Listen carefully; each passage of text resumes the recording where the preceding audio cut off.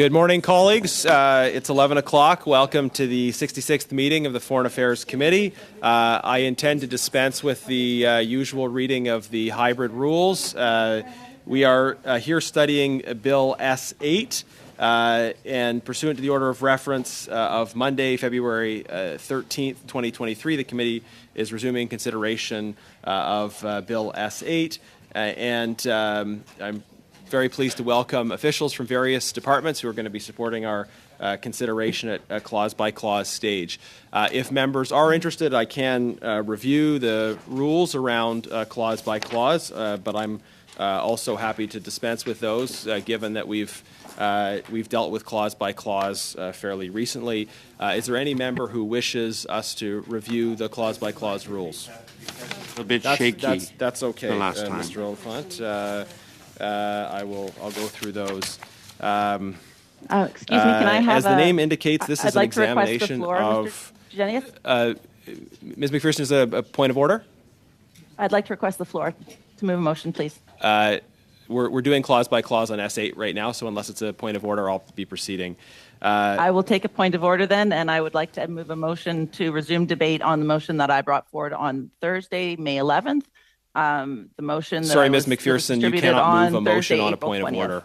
Move a motion on a point of order. So I asked for the floor, proceed. so I would like the floor so I could move that motion, please, Mr. Chair. Thank you for expressing that, Ms. McPherson. We have an agenda for this meeting, which is clause by clause on Bill S8. I will call each clause successively, and each clause is subject to debate and a vote. If there are amendments to the clause in question, I will recognize the member proposing it who may explain it. The amendment will then be open for debate. When no other further members wish to intervene, the amendment will be voted on. Amendments will be considered in the order in which they appear in the bill or in the package each member received from the clerk. There is an additional amendment from our friends in the block this morning, so just take note of that. That will be considered as well in due course. Members should note that the amendment must be submitted in writing to the clerk of the committee. Amendments have been given an alphanumeric number in the top right corner to indicate which party submitted them. There is no need for a seconder to move an amendment. Once moved, you will need unanimous consent to withdraw an amendment. During debate on an amendment, members are permitted to move sub-amendments. These sub-amendments must be submitted in writing. They do not require the approval of the mover of the amendment. Only a sub-amendment may be considered at a time, and only one may be considered at a time, and that sub-amendment cannot be amended. When a sub-amendment is moved to an amendment, it is voted on first. Then another sub-amendment may be moved, or the committee may consider the main amendment and vote on it. Once every clause has been voted on, the committee will vote on the title and the bill itself. Finally, the committee will have to order the chair to report the bill to the House. That report contains only the text of any adopted amendments as well as an indication of any deleted clauses. So those are the clause-by-clause rules. I will now proceed to call Clause 1. Is there debate on Clause 1? Is there agreement to adopt Clause 1? Ms. McPherson, were you wishing to speak to Clause 1 because your hand is still raised? Okay, thank you. Shall Clause 1 carry? If there's a will on the committee, we'll do Clause 2 through 4 together. Can Clause 2 through 4 be adopted? Agreed? Agreed. Okay. We're now on Clause 5, where I believe there is an amendment. We would start with G1 if members, Mr. Oliphant, please. Thank you, Mr. Chair. And as I noted during our discussion on the bill, there is a coordinating amendment that we feel would be required because of the previous passing of another Senate bill, which affects the same area of this bill. And so I would move that Bill S8 in Clause 5 be amended by replacing lines 33 and 34 on page 2 with the following, quoting, 5.1, paragraph 35.1c of the Act is repealed. 1.1, subsection 35.1 of the Act is amended by adding or at the end of paragraph B and by repealing paragraphs D and E. That is the amendment, and it is meant to be a technical coordinating amendment on the advice of Legislative Counsel. Thank you, Mr. Oliphant. I do just want to note that if G1 is adopted, CPC 1 cannot be moved. Mr. Epp.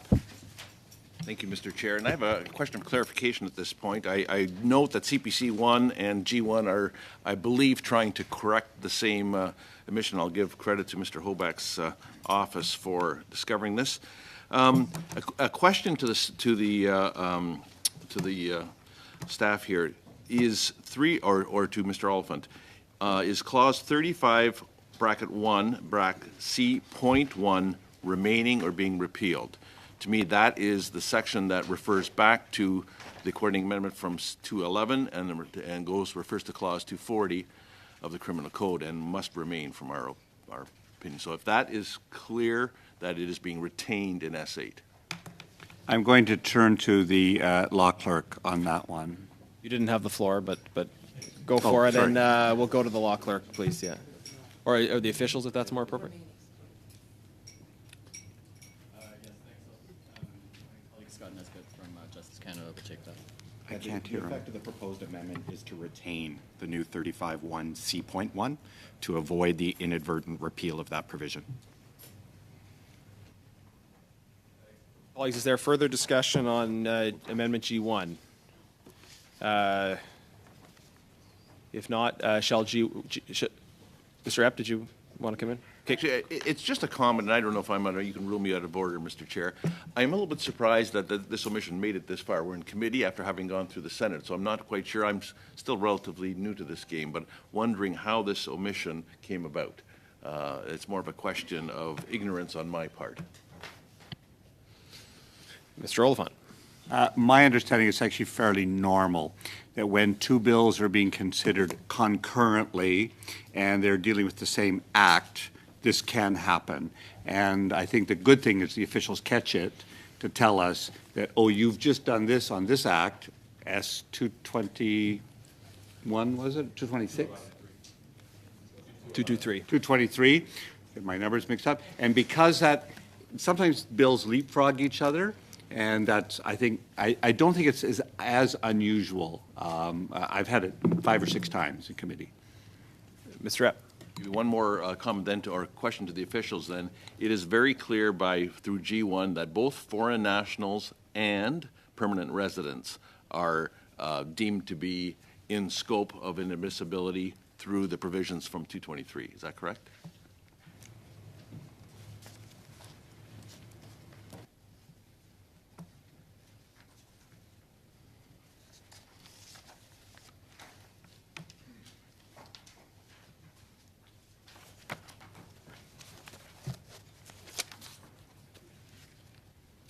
Sorry, this was a question for the officials. Is somebody's preparing to answer, or?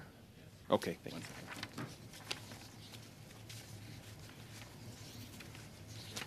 Basically, Section 240 of the Criminal Code will apply both to permanent residents and to foreign nationals, because there were some language confusions about just one being removed and not the other. The C.1 provision remains unchanged from as enacted in S223. So I believe it does apply to permanent residents and foreign nationals, but the S8 inadmissibilities on sanctions only apply to foreign nationals, to be clear.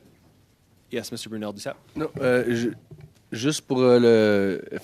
Just to facilitate the work of our interpreters, perhaps the officials could speak closer to the microphone. It is sometimes difficult for the interpreters to hear properly, and I just got a little bit of feedback. Thank you very much, Mr. Brunel-Duceppe. To make sure you're close to the microphone when you're speaking, to aid the interpreters. Is there further debate on proposed G1? Mr. Epp.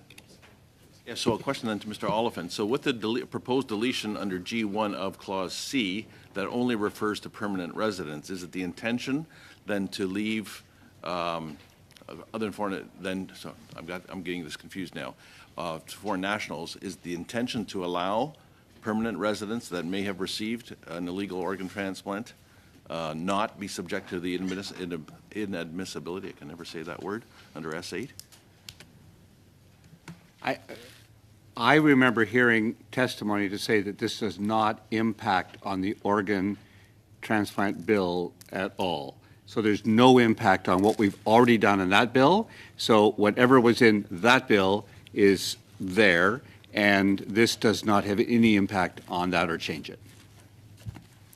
But that's what I heard from experts, and not being an expert on it, but I did hear that. I'm not burdened with the legal education either. That's why I do believe they're Yeah, nodding. sorry, we're letting the normal process, but it's good everyone's getting along. Ben, Mr. Brunel, c'était juste ma question, Monsieur le Well, that was my question. Shouldn't this committee be asking the chair for the floor? In general, yes, but I'm new at this.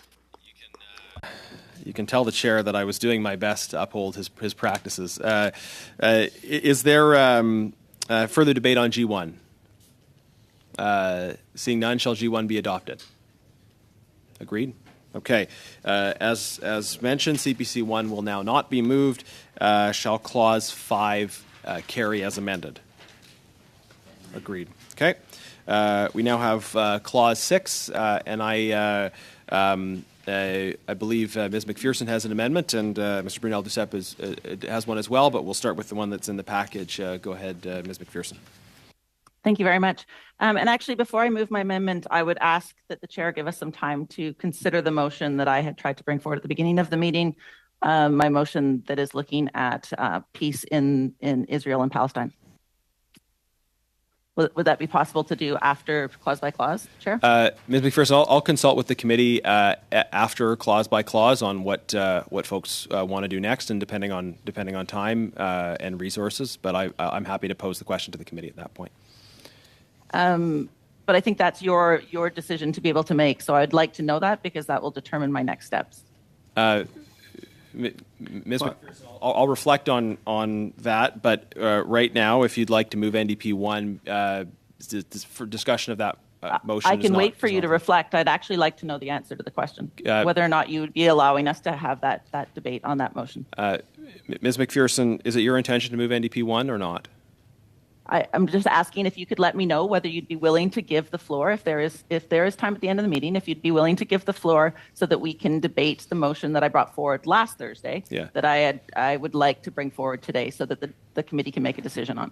I mean, I think realistically, the reason that you said we couldn't do this last week was because we had people that were here that were doing, we had witnesses. We don't have witnesses the same way today. We do have the time to do this. I don't think it would take very long. Really just a few minutes to do a vote and to have a bit of a discussion about it. Ms. McPherson, I'm going to jump in. Mr. Brunel Duceppe, would you like to move your amendment? Point of order, Go ahead. Mr. Chair. Mr. Chair. I do believe that Ms. McPherson had the floor, and I think you are correct in saying she could move her motion now, but you would be not able to say whether or not it could happen later, because that depends on the meeting. But if she has the floor, am I correct? If she has the floor, she can do anything she wants with it. Mr. Oliphant, she has the floor in the context of consideration of Clause 6, and she is welcome to move an amendment to Clause 6 or speak to Clause 6, but not to move another motion, because it's established principle, the rules of the committee, that you can't have two motions on the table at once. And when Clause 6 is being proceed to another order of business, please. When Clause 6 is being considered, you can move dilatory motions, but you cannot move substantive motions. But I'll recognize Mr. Brunel Duceppe. As I have the floor, I would like to move that we move to another order of business, please, Mr. Jennings. Mr. Chair. Just pause for 1 sec.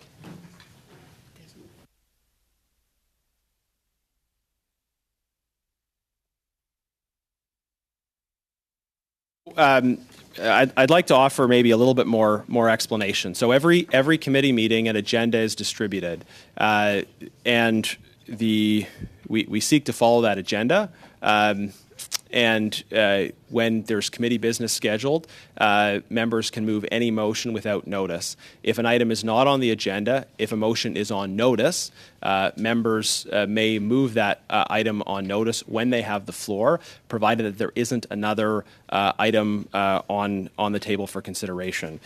Now, we were under consideration of Clause 6. I offered the floor to Ms. McPherson for discussion on Clause 6, but in light of the fact that she was going far afield of the topic. Mr. Chair, I was asking you a question, and that's very, very reasonable to ask a question of the chair. So if you would like but Ms. McPherson, we are debating Clause 6. But this is Bill to S8. is inappropriate. We're debating Clause 6, and this isn't question you're period. Very aware that we I'm do the chair this of the committee. Very often in committee, Garnet. You're being a little unreasonable, to be perfectly honest. I'm happy to move my NDP 1, and I would certainly hope that you would be willing to let us debate the motion, because as you know, you've brought many motions forward Ms. during McPherson, committee meetings. It's not up to me. But you know, if you're prepared to move NDP 1, then I'll. Is that your intention to move NDP 1? Certainly. Pardon me? Certainly. Okay. Ms. McPherson, go ahead, please. So NDP 1 is an attempt to define entity within the bill. We heard that from a number of different experts that they were concerned about that. Bill S8 proposes to amend the IRPRA to establish a distinct ground of inadmissibility based on sanctions, namely sanctions imposed on an, quote, entity, person, or country. As we heard from the Canadian Bar Association, the Refugee Centre, and other witnesses, they recommend removing reference to country because it is too far-reaching. The implications on others would be too risky and limit the sanctions on an entity or person. They also recommended that entity be clearly defined to exclude country or foreign state. And we also want to ensure that sanctions in this bill be defined as many witnesses asked for. So the main concern was that the sanctions should not include economic measures imposed on a foreign state. We believe that the removal of entity from S35.1, which is the subject of this amendment, would accomplish that. So that's our move. That's exactly why we're moving this particular amendment.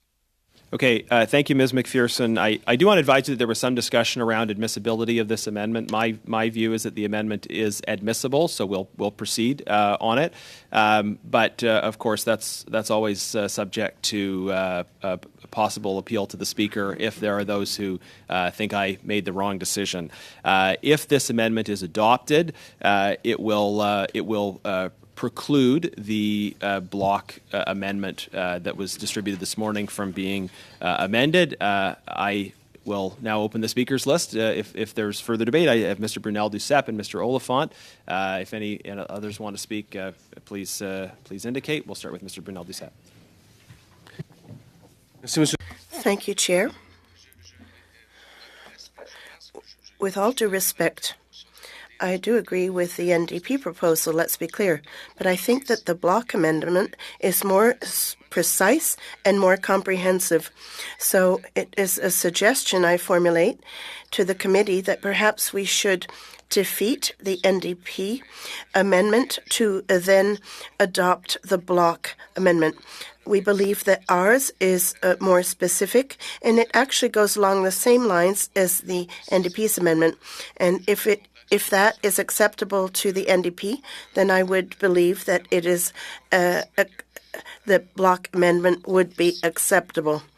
Ours is, as I've said, more precise, and I think that for this type of bill, it would be better to adopt the blocks bill, but I want to make it clear I agree with the NDP's amendment. I think ours is less vague and more precise. Thank you. Thank you, Mr. Brunel Duceppe. Mr. Oliphant. First, I would like to hear from the legislative clerk on the his or her opinion on the admissibility of this motion or amendment first, and then I would like to retain the floor and talk about it. But I'd like to hear their comments on whether or not they believe and advise the chair that it was admissible or inadmissible based on their extensive experience as legislative clerks. Thank you, Mr. Oliphant. I have no objection if the legislative clerk is comfortable providing that. but if you'd prefer not, whatever you prefer. Thank you, Ms. I think that they are clerks to the committee, Mr. Chair, not to the chair. Yeah. No, that's exactly the offer I made. Thank you, Mr. Chair. In analyzing this amendment, it seemed to us that the objective of Bill S8 was to expand the scope of inadmissibility, my apologies, based on sanctions to not just a country but also an entity or a person. And this amendment seeks to reduce the scope of inadmissibility. So in our view, it went against the principle of the bill. And I would agree with you. It's been ruled by the chair as inadmissible, which I don't think is correct. However, I won't challenge the chair on that. But I think your point is extremely important because we won't, on this side, be supporting either the NDP amendment on this section nor the block, because we actually do think it does change the bill and is contrary to the nature of the bill, which was meant to expand the government's ability, Canada's ability, to keep the bad people out. That's exactly what we're trying to do. Bill S8 is to be amended, would delete the reference to country and proposed new paragraph, would add clarification that entity does not include foreign state. The proposed amendment would unduly limit the scope of inadmissibility provision. It would mean that, contrary to the provision that has been in place for the last 20 years, foreign nationals would not be inadmissible if they are subject to a travel ban included as part of sanctions imposed against a country. And this would put Canada in breach of its obligations to implement such sanctions, including travel restrictions imposed by the United Nations. So we have strong legal concerns, which are coming from two departments, as well as parliamentary concern coming from the legislative clerk, that this changes the nature of the bill. So we would be voting against this amendment.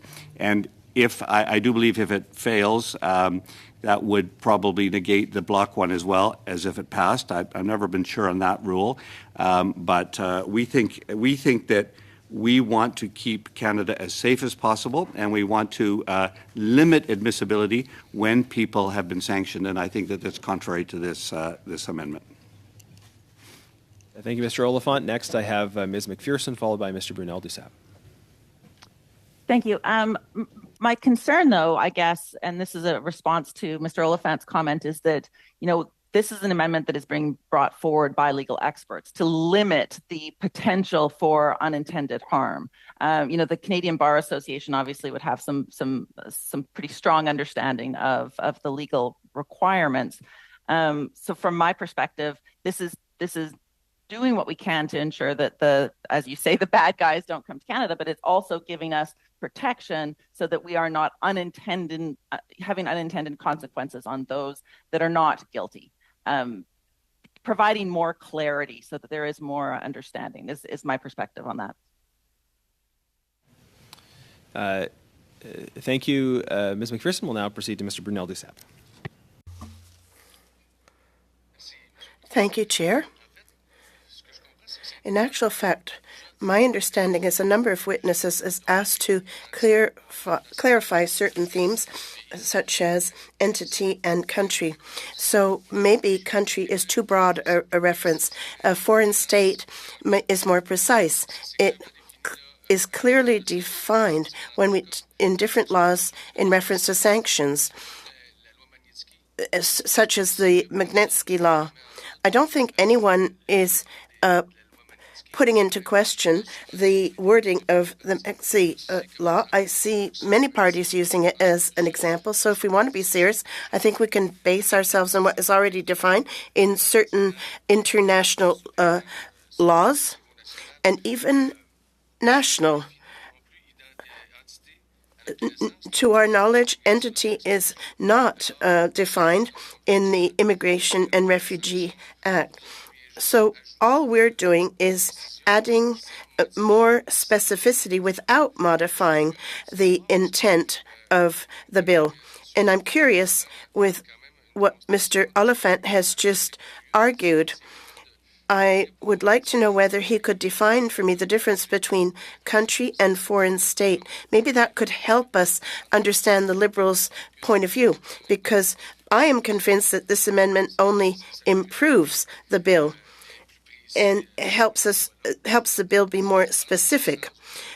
And I do not think that the bill is being adversely affected by the amendment. I believe we are still on the NDP amendment, but I do still believe that the Block's amendment, with all due respect, it is more specific. And I think it is important to be more specific because witnesses have come to the committee to explain what needs to be better specified. And I think our role is to listen to the experts when it comes to voting on amendments and sub-amendments. Thank you.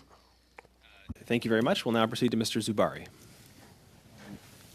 Thank you, Mr. Chair. And to the civil servants, I would just like some clarity on NDP 1, which is the amendment we're debating right now.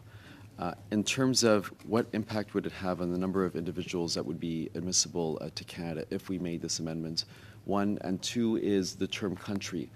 Can you provide some insights if there is interlocking with other legislative instruments with the term country in particular?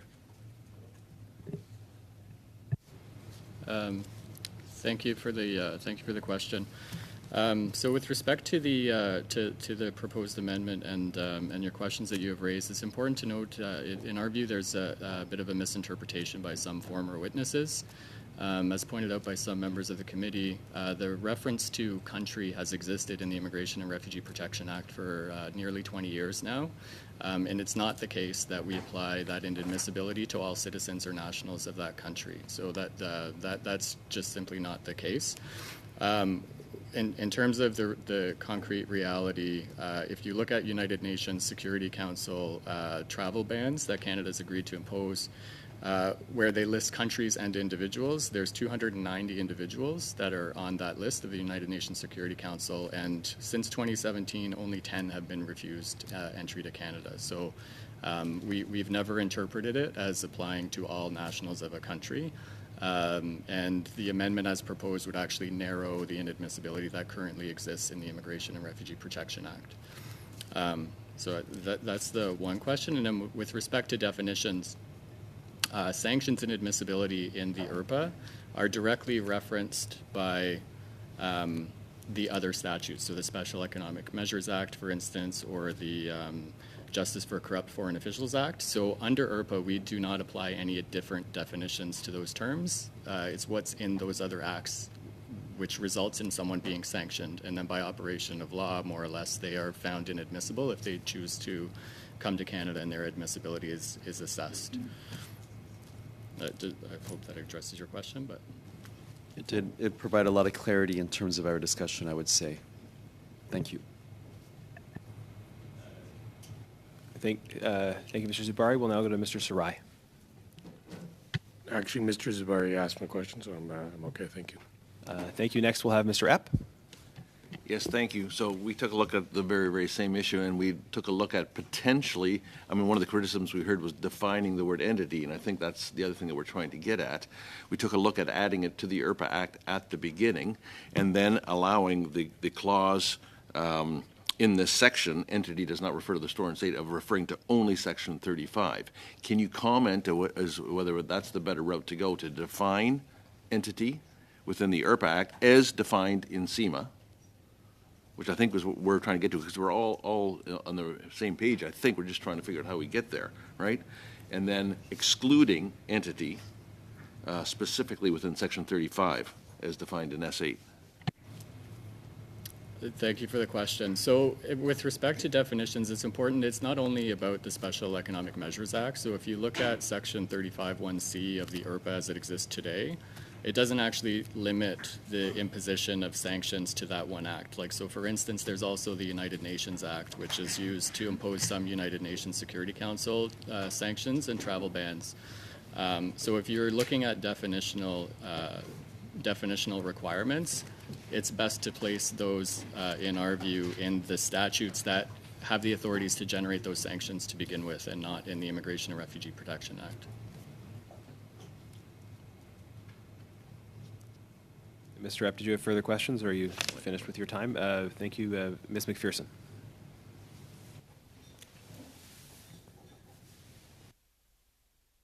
Mr. Chair, I don't have my hand up.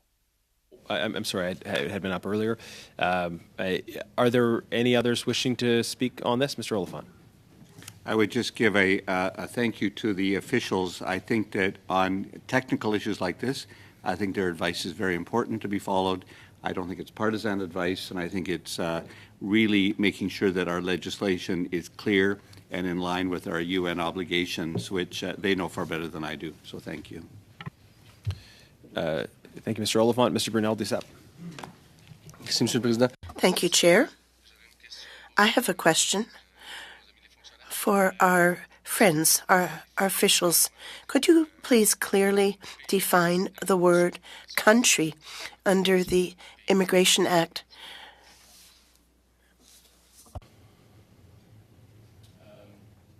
Yes, thank you for the question. So there is no definition of country in the Immigration and Refugee Protection Act, so that's one point.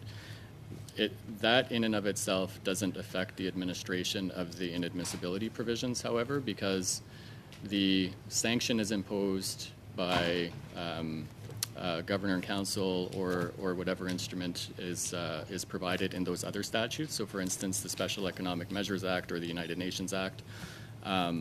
So for immigration purposes, there is no different definition than what is provided in the statute that it allows the government to impose the sanction in the first place. So there is no definition, but we also don't apply any definitions as well. In that case, wouldn't it be a good thing to use the term foreign state as we propose? Wouldn't that help clarify things for many things? I don't think this is partisan. We're trying to do the best thing possible. And for us, it seemed best to use a foreign state. And in that sense, the Bloc Amendment is better than the NDP's because we clarify foreign state. And I'll make one comment, and then I'll, if I may, Mr. Chair, turn to my colleague Scott Nesbitt. With respect to the definitional issues, the one thing that's very important to note is that anytime there's a definition in the Immigration and Refugee Protection Act that doesn't perfectly align with the enabling sanction imposing statute, you've imposed a new test for immigration officials to have to apply, which somewhat undermines the intent of this bill. So the intent of this bill is to align sanctions issuing provisions with immigration and admissibility issuing provisions. So if you impose any definitional issues or any definitions that don't perfectly mirror those statutes, you're introducing greater complexity and an extra administrative decision for immigration officials. That wouldn't be the case if the definition's perfectly aligned amongst all of those statutes. The general practice we follow during clause by clause is that a member retains the floor even as they're asking questions to officials, so you don't need to come back. Are you finished, though, for the moment, or do you have more questions? No, thank you. It's just a reflex. I'm polite by nature. Thank you. Mr. Zubari, next. Very briefly, I don't want to extend this discussion, but essentially the term country, even if it's not defined in the legislation in question, it still has a concrete definition that is well-worn, recognized, and understood by any engaging with the legislation, as you said, over the last 20 years. Is that correct? Yes. Did you want to take this question, Scott? Yeah, I think that's a very fair point. I mean, there is no express definition in the Act, but as with any legislation, the term is going to be interpreted having regard to its purpose and context. Here, the purpose and context is all about implementing multilateral sanctions, primarily United Nations Security Council resolutions. And just to be clear, there's 15 United Nations Security Council resolutions right now that impose sanctions. Of those 15, it's absolutely crystal clear that 11 of them are sanctions against countries. There's no doubt that those 11 sanctions are imposed against countries and thus would trigger 35(1)(c) as it currently exists, or 35.1 sub 1 sub A as amended by S8. So there's no ambiguity in, from your perspective with the term country? No, not as it's used. Thank you. Thank you. Next, I have Ms. McPherson. So I actually prefer the block amendment as well. So I'll withdraw the NDP 1 amendment. And some of the context I have here is I recognize it's a new test. I recognize that this there is there is the ability for folks to interpret how this is identified, and I just think having clarity and context makes sense. But I'll withdraw one, and perhaps we can just vote on the block two, because it seems unlikely to pass. But we should go through the process, I think. Thank you, Ms. McPherson. Just as a matter of process, once something's on the table, it does belong to the whole committee. Is there unanimous consent to withdraw the proposed amendment? There's no unanimous consent, so we'll proceed. I have Mr. Epp next on the speakers list. This is still speaking to NDP 1. Yes, correct. So just in listening to your explanations, is it clear then that no one has been deemed inadmissible on the basis of sanctions, any individual, purely because of their affiliation to a country or foreign state? It's always been tied to either an additional test as outlined by IRPA. Yes, that's absolutely the case. Maybe just to explain briefly, the way the UN sanctions work, they're imposed against a country as the target to try and change that country's behavior. But when a travel ban is imposed, it's always individuals who are listed by the committee responsible for that United Nations Security Council resolution. So they designate particular individuals who are subject to the travel ban as part of the overall sanctions against the country as a whole. And so just for example, the sanctions against North Korea that the UN imposed in 2006, there's 80 individuals that have been designated. It's only those 80 individuals who are inadmissible under this provision. The most recent UN sanctions are against Haiti. There's been one person designated. It's only that one person from Haiti who is inadmissible under this provision. Thank you. Are there any other members wishing to speak to this? Ms. McPherson, your hand is still up. Is that that's residual? Okay. So we can now proceed to a vote. Is there a desire for a recorded vote, or shall we just deem this recorded vote? Okay, recorded vote. Thank you, Mr. Chair. So the vote is on the amendment NDP 1 on clause 6. Mr. Sarai. No. Mr. Oliphant. No. Madame Bendayan. No. Dr. Fry. No. Mr. Zuberi. No. Mr. Epp. No. Ms. Kramp-Nyman. No. Mr. Seaback. No. Monsieur Brunel-Duceppe. No. Ms. McPherson. No. Yeas 0, nays 10. Thank you. So the amendment is defeated, and there's now an opportunity for Mr. Brunel-Duceppe to move his amendment. Go ahead, please. Thank you, Chair.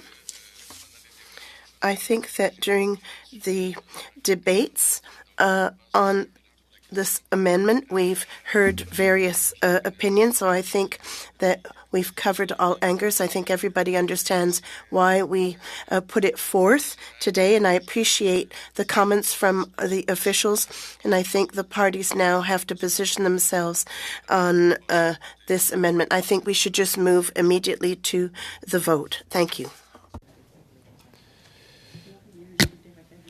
Thank you, Mr. Brunel-Duceppe. Are there members wishing to debate this amendment? Mr. Zuberi, yes. Just on the first point, I wanted to highlight what you had mentioned earlier in terms of foreign entity, that will add on a new layered test. And then we just had a conversation around country, the way how that's been tried, tested, and true as a term and a concept. But the foreign entity concept, state concept, hasn't been tried, tested, and true in the same way. So it would require a whole set of rethinking with respect to legislation. Is that correct? So in principle, it's a similar scenario. So as I mentioned before, the multilateral sanctions under 35(1)(c) of the IRPA, which reference country and individual, Those can be opposed under the Special Economic Measures Act, in addition to the United Nations Act, in addition to any other act that allows Canada to act in concert with an association of states.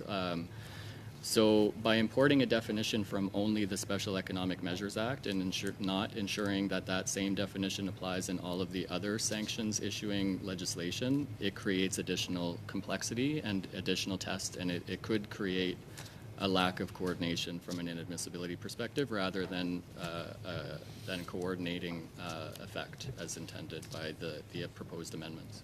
Understood. It won't necessarily, but it could. On the second point, with respect to the amendment, in terms of B, it says, by amending after line 19 on page 3, the following, and then it has this quote.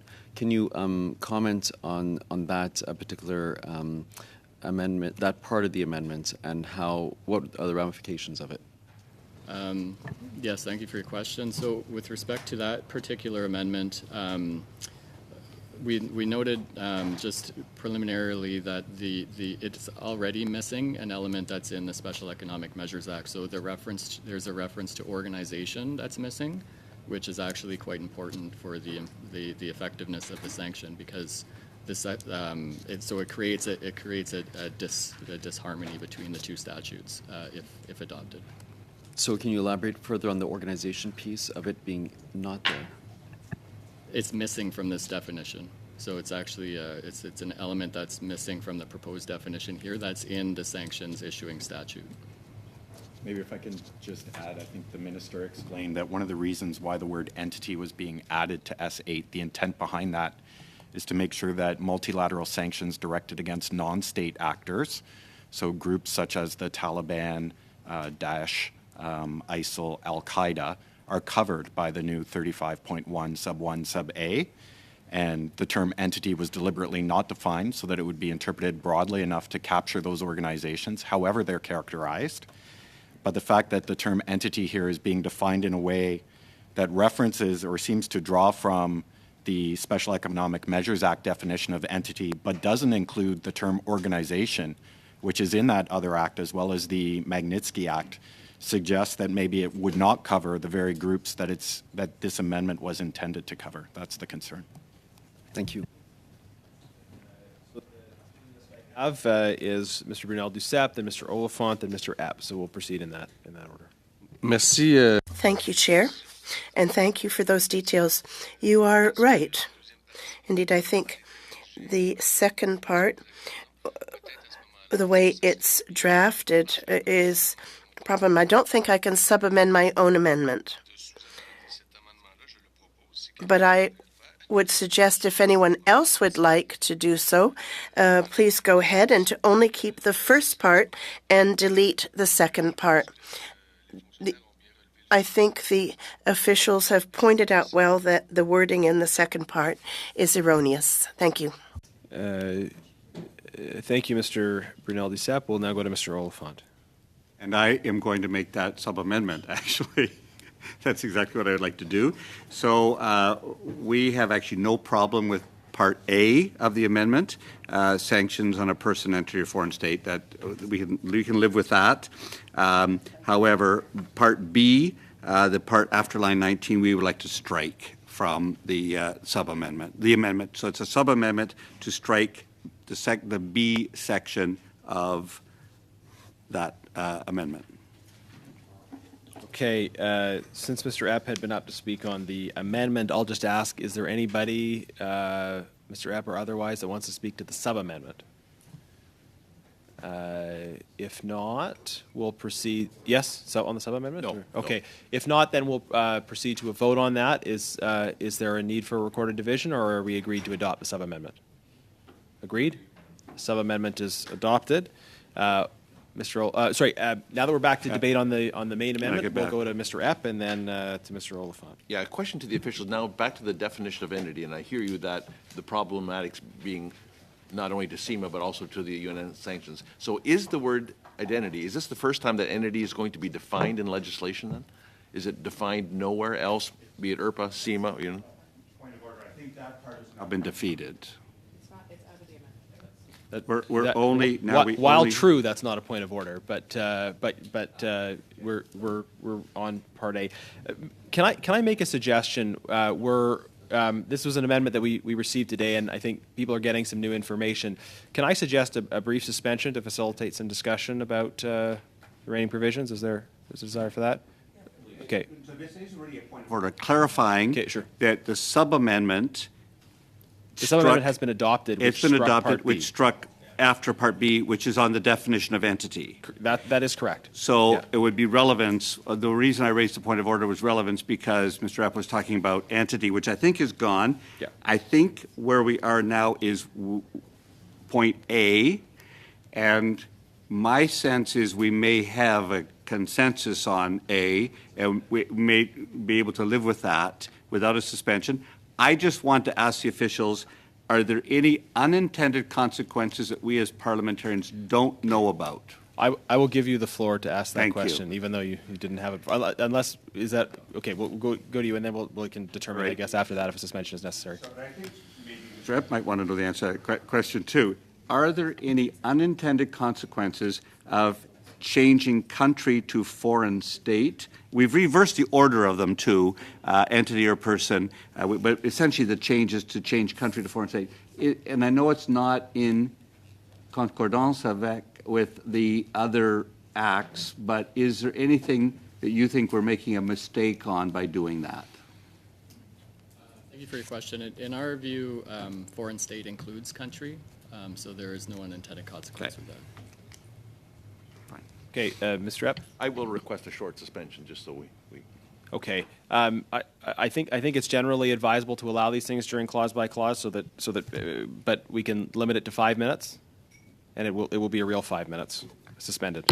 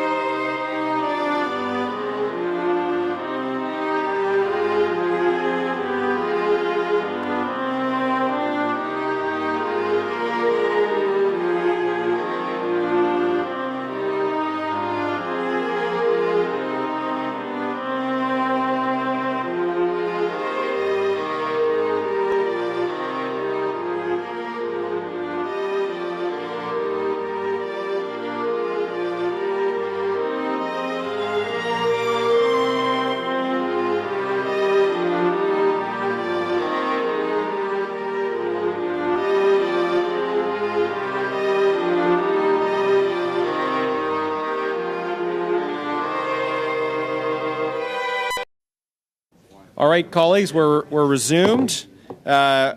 Is there further debate on the amendment as sub-amended? I'm not Mr. sure I have the floor Oliphant. still. So we would be in favor of Part A of that, the now existing amendment. Okay, is there any further debate? Okay, debate is concluded. Is it adopted? Is it adopted or? Okay, all right, it's adopted.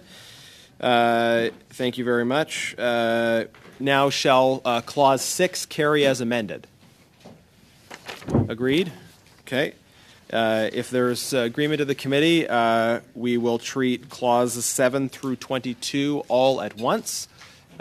Is there any objection to proceeding in this fashion? Seeing none, shall clauses 7 through 22 be carried? Agreed. We now have clause 23. Amendment NDP 2 can now be moved. Ms. McPherson, go ahead, please. Thank you. So NDP 2, so the reason that we're bringing this forward is that it sets a legislative review of the bill after 3 years. So we did hear from a number of witnesses at this committee, the Canadian Bar Association, the Refugee Centre again, the Belle Miss Law Group, who had concerns with how this legislation may affect innocent people, including refugee claimants.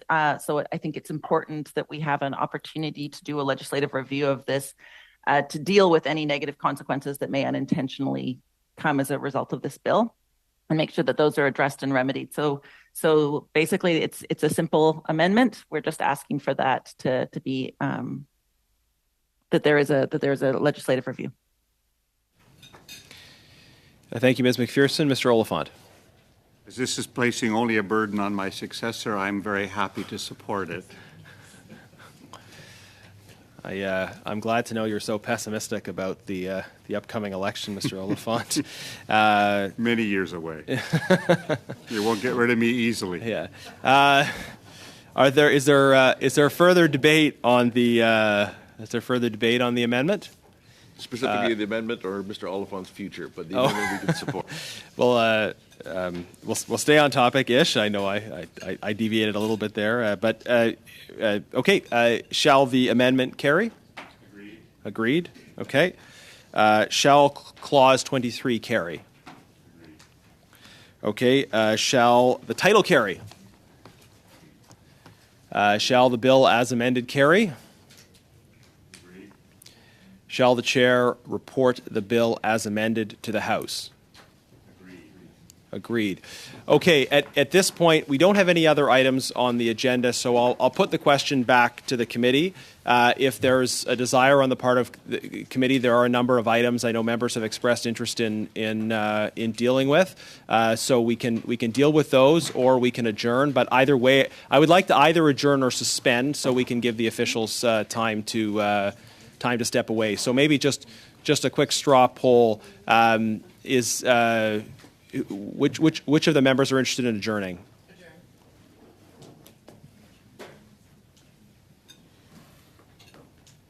Okay, I'm not seeing any hands, but I think a majority of the committee indicating they prefer to adjourn. Is that? Can we suspend? Yeah, exactly. Adjourning? Could we suspend? Discuss I would want to have a vote on adjourning. Okay, let's take a vote on adjourning, and then if there is not agreement to adjourn, then we will suspend. Point of order from Mr. Brunel-Duceppe. Thank you. I have a question.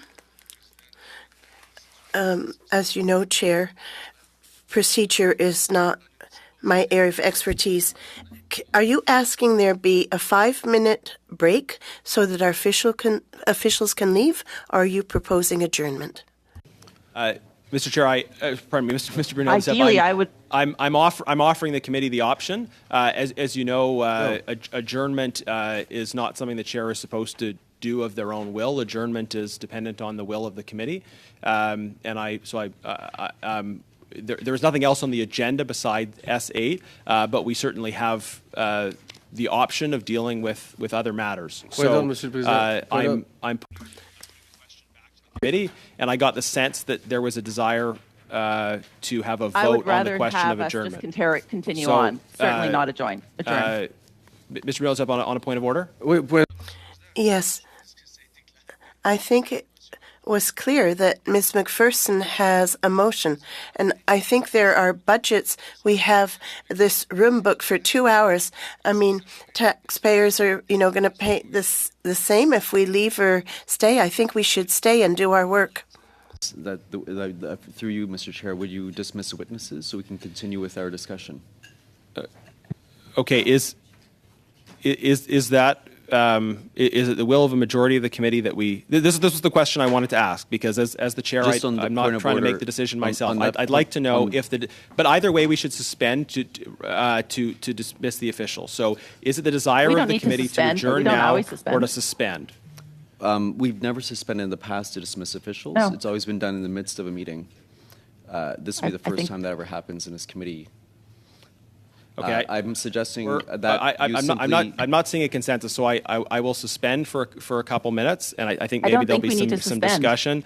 There are certain matters we need to deal with in camera as well, so we'll suspend and resume in camera.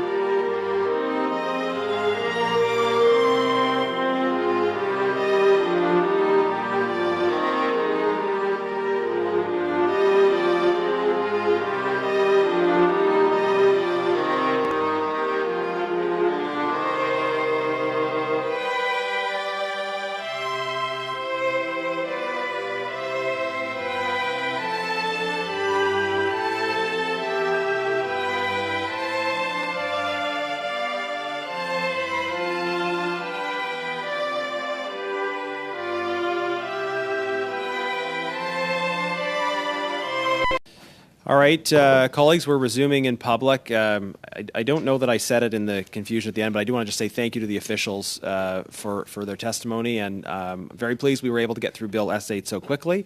I think that there's a desire now for the committee to have some discussion on other matters, and I see Ms. McPherson has her hand raised. Go ahead, Ms. McPherson, you now have the floor.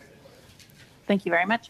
I would like to move my motion that was sent on April 20th that I tabled or that I moved last week, that was the debate was adjourned on. And that motion is that pursuant to Standing Order 1082 and in light of recent events in Israel and Palestine, the committee conduct a study on the actions Canada should take to foster peace and Ms. respect McPherson, for human rights. just a point of order. That motion has been moved. It can't be moved again, but you can move that the committee resume consideration on it, which is a dilatory motion, so we'll go directly to a vote. So you're moving that debate on that motion be resumed. Is there a need for a vote, or is there? And I would like to actually, in fact, read the motion just so that those those that are watching and also that those members of our committee can hear it. Yeah, no problem. Go for it. That pursuant to Standing Order 1082 and in light of recent events in Israel and Palestine, the committee conduct a study on the actions Canada should take to foster peace and respect for human rights and international law in the region. That the study consists of at least 8 meetings, that the Minister of Foreign Affairs be invited to appear, and that the committee invite witnesses from Canadian civil society, international humanitarian organizations, and Israel and Palestinian human rights organizations. That the committee report its findings to the House, and that pursuant to Standing Order 109, the government table a comprehensive response to the report. So we are proceeding directly to vote on the motion about whether or not to resume consideration of that motion. Is there a desire for a recorded vote, or is there a will to proceed? All in favor? Agreed? Agree. Okay. All right. Yeah, we are now in debate on back in debate on Ms. McPherson's motion. Members wishing to speak to this motion, Mr. Oliphant. Thank you, Mr. Chair. I just want to begin with a few comments, and then I am going to be introducing a First Amendment, and that will be considered, and then I'll just let the committee know I will have a Second Amendment after that. I begin by saying that Canada is a steadfast ally and friend of Israel and a friend of the Palestinian people. I think our position as Canada and the Canadian government is long-standing, and it's been clear, and it has been the position of successive governments. We are committed to the goal of a comprehensive, just, and lasting peace in the Middle East, including the creation of a Palestinian state living side by side in peace and security with Israel. We recognize Israel's right to assure its own security and to protect its citizens from attacks by terrorist groups in accordance with human rights and international humanitarian law, and we recognize the Palestinian right to self-determination. Canada also believes in upholding the rule of law and democracy and in defending the institutions that underpin them. We strongly oppose any unilateral actions that undermine the rule of law and jeopardize international efforts towards lasting peace and support all efforts towards a two-state solution. And we will always support the Israeli and Palestinian peoples in their right to live in peace and security with dignity and without fear. We agree that a study of the region could be a constructive way to evaluate this work, discuss best practices with civil society partners, and assess areas through which we can further collaborate to address issues on the ground. But in order to be productive, the study must be fact-based and conducted without bias or any prejudged conclusions. As such, right now the NDP resolution, while very well-intentioned, as it has been drafted and as it is being framed publicly, we don't believe sets the stage for such a study. Therefore, we will put forward a couple of amendments to help us move this issue forward in the spirit of cooperation and collaboration, with a shared goal in mind of best supporting Israeli and Palestinian peoples. That being said, I would move my first amendment, and that is in the first line of the motion, which begins that, pursuant to Standing Order 108.2, and in light of recent events in Israel, the committee should conduct, to replace Israel and Palestine with Israel, the West Bank, and Gaza. Would be a statement that we think would better represent Canada's position, long held by successive governments, on our understanding of the area as being Israel, the West Bank, and Gaza. That would be my first amendment. Thank you, Mr. Oliphant. Has the amendment been distributed or sent in writing? Okay, that is not required. It can still be moved verbally, but just want to make sure if every member understands what the amendment is, if it's clear in both language. I mean, it's not that complicated. So, any clarity required? Okay, well, we're in debate on the amendment then, and Ms. McPherson, go ahead, please. Thank you.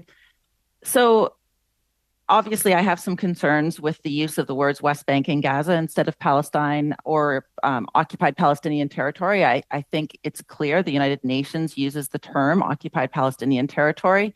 Many Palestinians have told me that they've expressed that there is a feeling amongst the Palestinian community that this government is trying to erase their reality and erase the reality of the Palestinian people. I think that it's important that we use accurate language and that the Palestinian people or the occupied Palestinian territory be used instead. That said, I think this is a vitally important study. I think we will be bringing forward witnesses that will speak about the reality of people both in Israel and Palestine. I think the fact that this Foreign Affairs Committee has not studied this for many, many years, if not decades, that Canada does have an important role to play. I think the attacks on Israeli and Palestinian civilians, particularly on children, is so appalling that as a Foreign Affairs Committee, we have an obligation to look at this. So while I am concerned by that amendment, I think it is more important for us to get the study and get the witnesses to this committee to talk about what Canada can do to ensure peace in the region. Are there other members wishing to speak to the amendment? Okay, seeing none, is it the wish of the committee for the amendment to carry? All those in favor? Any opposed? Okay, is there a desire for recorded division, or? Okay, the amendment is then adopted. We're back to debate on the main motion. Mr. Oliphant. Amendment, and this has a few small changes to the wording of the motion. In the second line, where it says actions Canada should take to foster peace, insert the words protect civilians, combat terrorism, and uphold respect for human rights. So inserting the words protect civilians, combat terrorism, and uphold respect for human rights.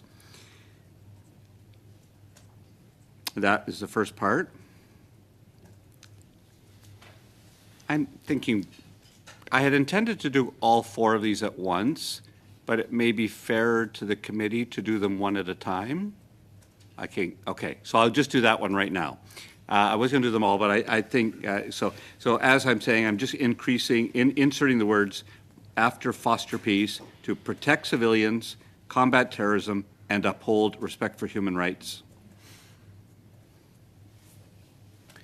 And just to clarify, the amendment continues, the text continues as is, And international law. I have a couple more amendments. Okay, all right. Okay. Unless you want them all at once. No. I just okay. That's the amendment you're moving for now. Fair enough. Are there, since we're proceeding verbally, is clarity required from any member about what is being proposed? Is it well understood what's being proposed? Okay. We'll now proceed to debate on the amendment. Are there members wishing to speak to the amendment? Seeing none, we'll proceed to a vote on the amendment. All those in favor of the amendment? Any opposed? The amendment is adopted. We'll now proceed to resume debate. Mr. Oliphant. Other amendment, that the study consist of at least 4 meetings rather than 8 meetings. So we're not putting a maximum on it, but a minimum of 4 meetings. We just worry our agenda is so long that 8 meetings could be a whole season the way things work around here. Thank you, Mr. Oliphant. I assume that's well understood. Ms. McPherson, go ahead.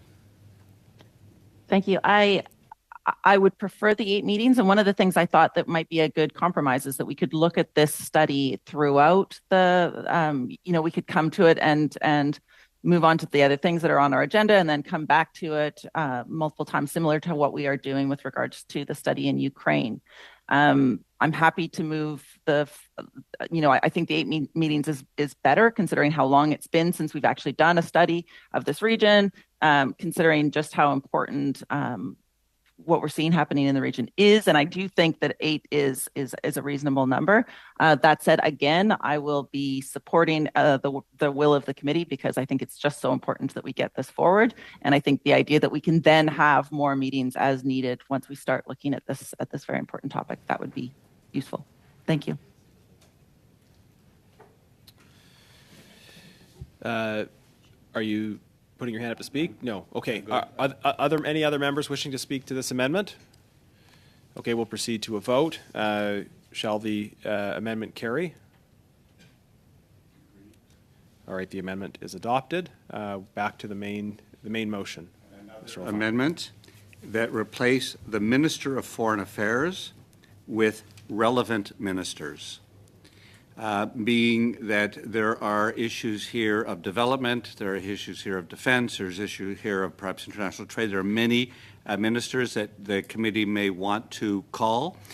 So we thought it was best to say relevant ministers as opposed to just one.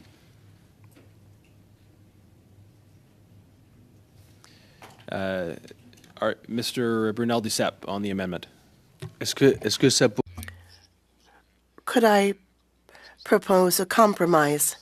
Could it be the ministers concerned, including Minister of Foreign Affairs? So you have the ministers concerned, but you're absolutely certain that the Minister of Foreign Affairs would be invited. I think that's a reasonable. Mr. Brunel Duceppe, are you proposing a sub-amendment to that effect? I'm debating. It's a question before I move anything. Would it be acceptable, is what I'm asking. So, Mr. Chair, I think we would prefer relevant ministers. to not create a hierarchy of ministers on the topic. OK, j'irai Are pas there plus loin others, là-dessus, monsieur. Then I won't go any further. C'est bon, I have no further questions. Okay. Are there any other members wishing to speak to this amendment? Seeing none, shall the amendment carry? Agreed? Agreed. The amendment is adopted. One last one. Mr. Oliphant, yeah. And this relates to the second last part of the motion, where it says, be invited to appear, and that committee invite witnesses from Canadian civil society, international humanitarian organizations, and replacing "and" with "as well as" Israeli and Palestinian human rights organizations and peace-building organizations. So having two different, so one is sort of grammatical, as well as Israeli and Palestinian human rights organizations, then adding "and peace-building organizations."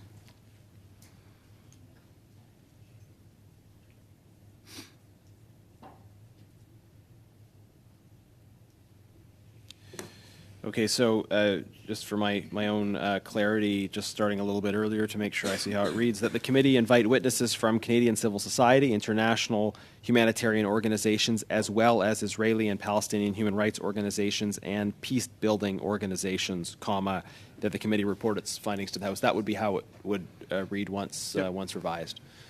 Okay, that's the proposed amendment. Are there members wishing to debate the amendment?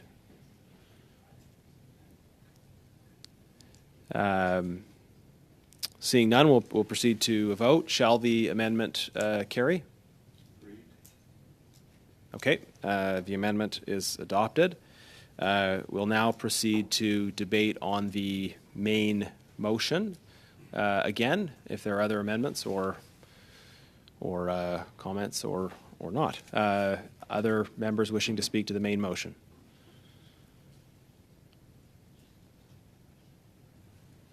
Okay, we'll then proceed to a vote on the main motion. All those in favor of the motion? Mr. Chair, On the main motion as amended? Sorry, Mr. Chong, go ahead. Yeah, You could I asked for a recorded vote? Yes, please. Okay, we'll proceed to a recorded vote then.